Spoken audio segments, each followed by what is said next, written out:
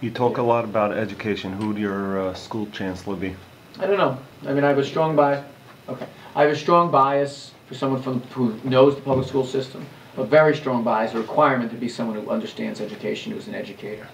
But I don't have a list of people that I have in my mind. I know there are people I've dealt with in the school system over time that I think are smart. I want someone who's innovative. I'm kind of in a different place than my colleagues are. You know, one of my ideas in the idea book is that the office of, you know, there's an office of non-public education, and I want to promote that person to a deputy chancellor to look out for the closing. You know, I'm a Jewish kid who would never go into them, but the fact that we've lost 102 parish schools in New York City is a sin, and we've done nothing. The fact that we do very little to help yeshivot absorb so many students with very high cost. I think the fact that the city kind of looks at that as kind of like something that goes on outside their purview. I've argued very strongly that it's got to be the way. I mean, I'm the only candidate in this campaign who's talked about non-public schools. The only one.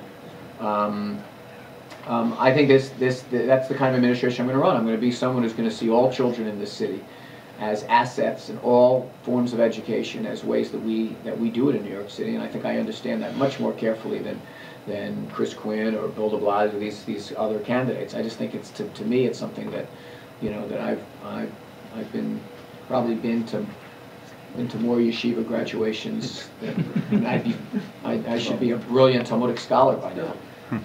Deputy mayors, do you have any ideas on deputy mayors if you become mayor? I got to tell you something though, but unlike my opponents, I've got the independence to put together a search committee, and you know that would be completely. They wouldn't have a list of, all right, here's a guy you got to do a contract for these. Here's the list of people you have to do a contract for. Nothing like that. I'm only going to know the people of the city, and I think that's a better place to start when you're building an administration. Do you think the media feels that you probably will win, and that's why they're hounding you? They're afraid of you becoming mayor. They're just because you're independent, maybe, or like what's? Thank you. No, I think that there are a lot of people who don't want a completely independent mayor.